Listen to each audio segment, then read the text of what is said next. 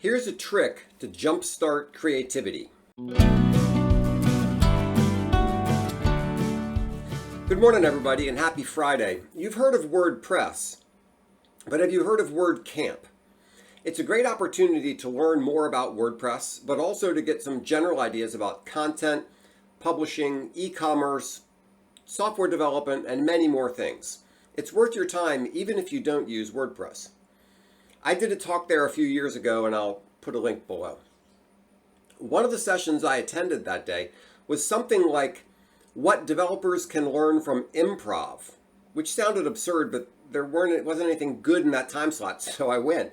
The speaker led the group through a few basic improv exercises, one of which was, remember that time we went to Mexico?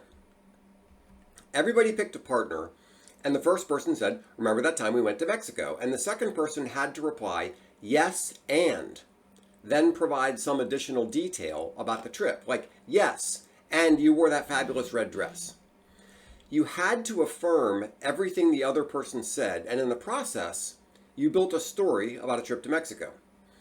One of the interesting things about this exercise is that you're not just waiting for your chance to speak to push your own agenda. You have to listen to the other person, and you have to keep in mind all the growing details about the trip because you're not allowed to contradict any part of the story.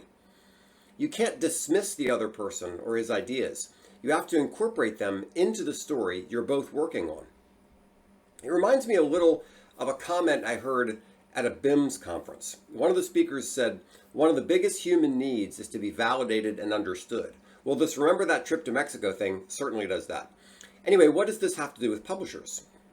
Imagine scenarios in which you impose a yes and rule on the conversation, where no one can contradict or dismiss anything any other participant said. What might happen as a result?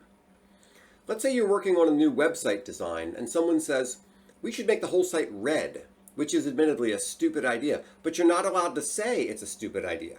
You have to think of a yes and reply, some way to unstupid the suggestion. For example, you might say, yes, and think of all the shades, tones, and textures we could employ that are all red. Now, what's been accomplished here? You've moved from thinking about color to thinking about shades, tones, and textures, which might not have come up at all. Now people are thinking, yeah, there are lots of ways to distinguish things visually, even when you use the same color. It might get you thinking about design for the colorblind, or who knows what. It forces creativity. An all-red site is still a dumb idea, but the yes and mindset forces the people in the meeting to be creative, which brought up a new and useful concept. That's what Remember That Trip to Mexico does. It forces you to be creative. It's so easy to say no and shut something down. That's the opposite of creative. It takes work to say yes and. You have to try to find the hidden jewel in the garbage.